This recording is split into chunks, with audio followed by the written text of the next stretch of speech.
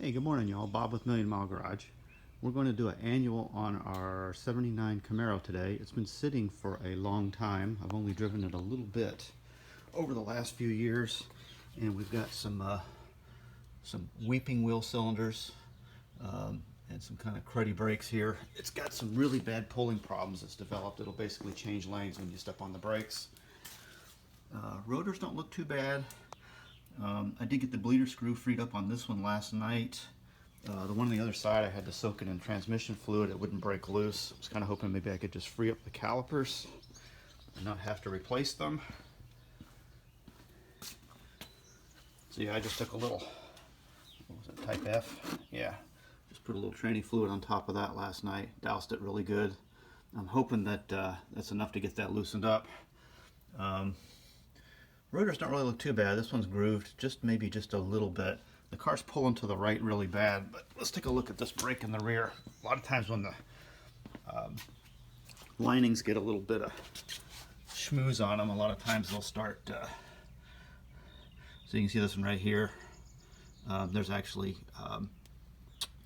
brake fluid soaked material in the rivet.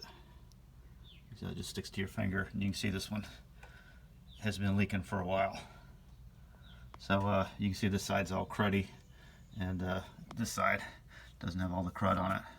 But definitely leaking wheel cylinders. And of course, as you know, when they start leaking and then the car sits a lot, the pistons start to get seized in the bore, because it does also have a hard pedal. So that's where I'm at today. And I got the duster sitting out here. Kind of had this all set up so I can put both back in the garage in case we have a rainstorm or whatever. So that's going to be my day today, is seeing if I can kind of get this thing bringing around. And you notice that there's no tires or wheels around here. I'm also going to get fresh rubber put on, and I'll tell you why. So we got a set of, I think these are 12-year-old Guardsmans, which these particular Guardsmans were made by Cooper, and they only used a clamshell mold. They didn't use segmented molds. I don't think these tires were particularly ever that round to begin with. They actually are approaching 11 years old. That's the 38th week of 2012. Most places will not touch tires. I think they're over 10 years old for liability reasons, and probably for a good reason. Steel belted radials, rubber doesn't stick to steel very well. These are not premium tires. So at best, these belts are probably just copper plated. I know some real premium tires may actually use stainless steel belts. I'm pretty sure these don't have that in them. So again, when you're riding on 10-year-old tires, you're kind of taking a risk anyway, which I really don't care to take. Okay, I kind of figured out what my brake pulling problem was. I'm going to show you this side because it's too dark on the other side. But right there, you see those huge blobs of grease? Obviously, those are grease seals that have long ago met their maker, and I got a little sloppy, probably with the greasing. And the other side, the grease was sticking out to like there. And if you take a look at the rotors, and I can pretty much tell you which one was on the passenger side. It's this one. And hopefully you can see in the light pretty good how cruddy it is. And you can see the grease caked up around here. I think basically you can see how it's kind of turned blue here and it's ridged. That inner edge was getting coated with grease. Same thing happened to the driver's side as well, but you can see how nasty this one is. Hey, this is mostly more for my benefit than y'all's. I haven't done a set of brake shoes probably in, I don't know, 15 or 20 years. So I'm just taking a picture of these so I can remember. There's not a lot of springs. You've got the one with the long dog leg on it, and then you've got the kind of that S-spring deal, and then you've got a rod, I think, that goes from there to there. That's probably keeps the shoes tied together. And then of course you got the bar in between the two shoes. Just have a couple of brake shoe anchors. I guess there's only two. Just looking at how the adjuster goes. I did put new adjusters on this when I did the brakes last time years ago. So I think we should be pretty good to go. And believe it or not, I soaked the threads down last night and the pipe. And this, I think it was an 11 millimeter.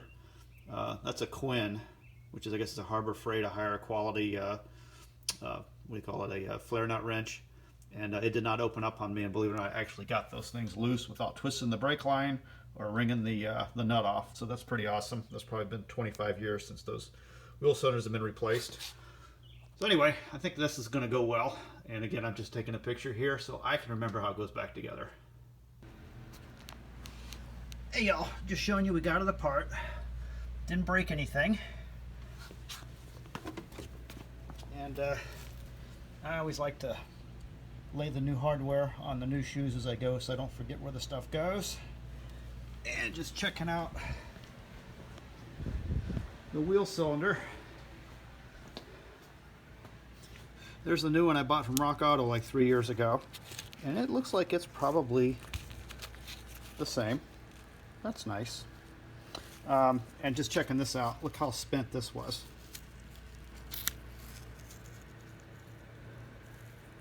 Yeah, pretty sure those wheel cylinders are done. And I'll bet you at least one side of these wheel cylinders is probably stuck.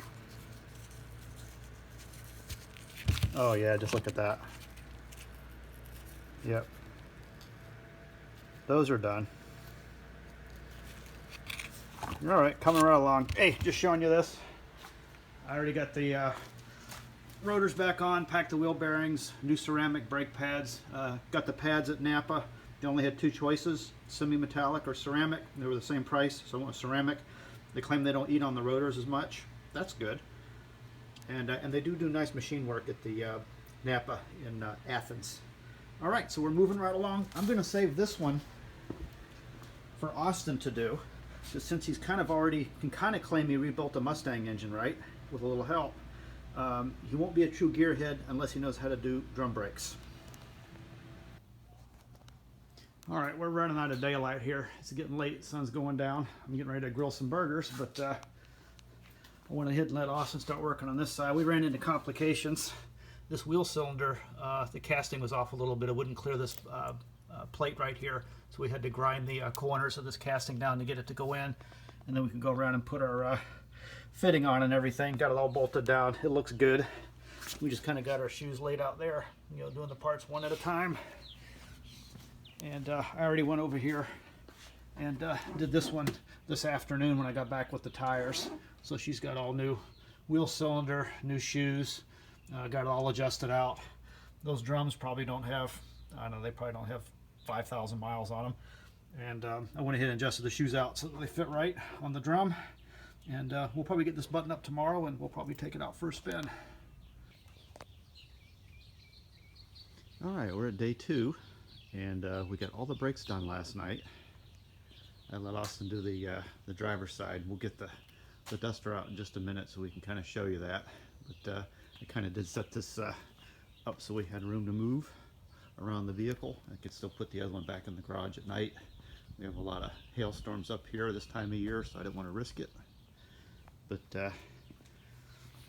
yeah, we'll get the duster out and show you how far we've come.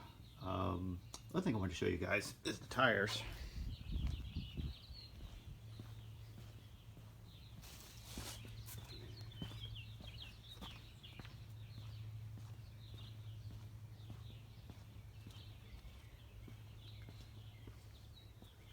So these are General Altimax RT43s. I think that's what they call them. Yeah.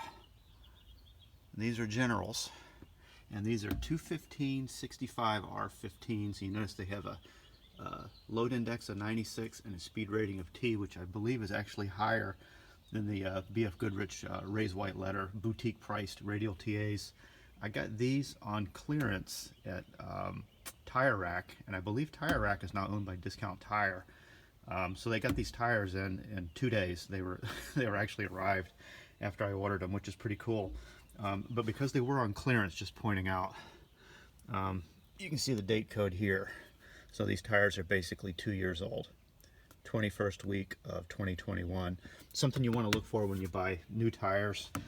That doesn't bother me. At the price point I got these, I think these were actually around half of what the radial TAs would be. Keeping in mind, I think the stock tire size for a 15-inch Z28 wheel in 79 would be the equivalent of a 235/60 15, but they're both around 26 inches in diameter, so it shouldn't throw the speedo off. I can't talk this morning, I'm tired. But the other reason I bought these is I actually bought a set that was on clearance for the van, and they actually are the same tire, the Ultimax RT43, same tread pattern, kind of cool. So, and these are a 3-ply tire, just like a radial TA would be. It probably shows it on here somewhere where the radial plies are. I can find it right there. I think you can read that right there. I think it says tread, 1-ply polyester, 2 steel. What does that say? 1 aramid. Ooh, okay, sure. So we got basically a 4-ply tire rating. That's actually pretty good. Okay, that's better than what I thought. So basically I think it's got 1 ply on the sidewall, and I guess 3 plies on the belts, 2 steel, and then 1, what do they call it, polyamide. So that's cool. We got that going for us. Here it says right there, sidewall, 1-ply polyester. And basically if you look at a radial TA, I think they're only 3-ply tires. So this actually has another ply, which is kind of cool. So these actually might be a little firmer than maybe what a TA would be. I have no complaints for the handling on the van. On center does feel a little dead, but they are floaters. So for the Alabama roads up here, these will definitely soak up a lot of bumps. So I'll get these out of the van. We'll get the beauty rings on. Just pointing out here too, I had marked where the beauty ring clamps go, and the guys at the Discount Tire were smart enough to pick up on that, so they didn't put the weights where the beauty ring clamps would go. And I checked, I brought a loose beauty ring with me when I picked them up, and so we won't have any issues there either. So I think we're going to be riding pretty. Yeah, those really are good looking tires. Hey, just pointing out one other thing while I was picking on the raised white letter tire stuff. If you can see these mold lines running across the tread of a tire, and you see how they're spaced evenly apart, and there's a lot of them, that means this tire was made with a segmented mold. And tires made with segmented molds tend to be rounder than tires made with clamshell molds, which I think all your raised white letter stuff, your radial TAs, probably your Cooper Cobras, maybe Mastercraft, I'm not sure about Mastercraft, but if you have a big seam running along the center of the tire going all the way around, that means it was made with a clamshell mold. Michelin, I think, pioneered segmented molds many years ago, and that is a way to have a rounder tire, which means they also basically are going to ride truer, right? Square tires don't run as good as round tires. And there's my rabbit friend. We saved a rabbit, I guess about 3 years ago. His family got killed by, I guess, coyotes. And he's been bringing his mate around and his newborns every season since then. And this little fella kind of comes out and eats with me every morning while I drink coffee. He has absolutely no fear of me. Kind of neat, huh? Alright, just laying out the beauty rings. I'm going to take the tires with the least amount of weight, so those will be the fronts. Just showing you, not all beauty rings are created equal. Most of the time on these Z28 wheels, the clips are spaced and they're indexed according to where the cutout is for the valve stem. This one, for whatever reason, is a little off from the factory. So when I go to put this one on this wheel, you can see one of the beauty bands is going to contact that lead weight right there. So I'm going to take this one, which is indexed more closely, and I'm going to put it on this wheel. And then I'm going to take this one, and this one should, no problem, clear this wheel. Let's see. Yep, we're good. I just missed that one weight by a little bit. So this one will fit on here just fine. Yep, we're good. Cool. All right, I got the duster out so we can kind of take a look at our handiwork here. This is the last thing we did last night, and everything fit on nicely. No problems there. So the only thing we got left to do is we're going to bleed the rear brakes and put the wheels on, and I think we'll be good to go. All right, there she is sitting on the ground. Unfortunately, it's like the weather's going south on us. It got awful dark outside, but we got the wheels on, brakes are bled. I'm going to just kind of turn it over listen to it run for a minute.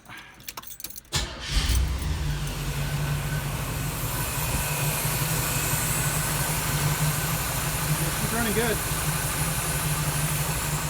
Plus clearance there.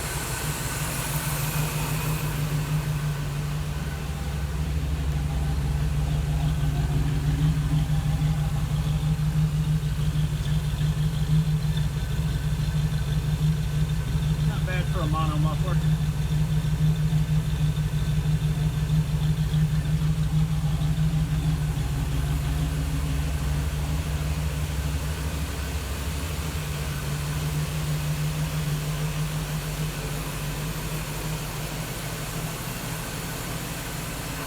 Hey, next video, we'll have this thing out driving. Pick a nice sunny day. Thanks for watching.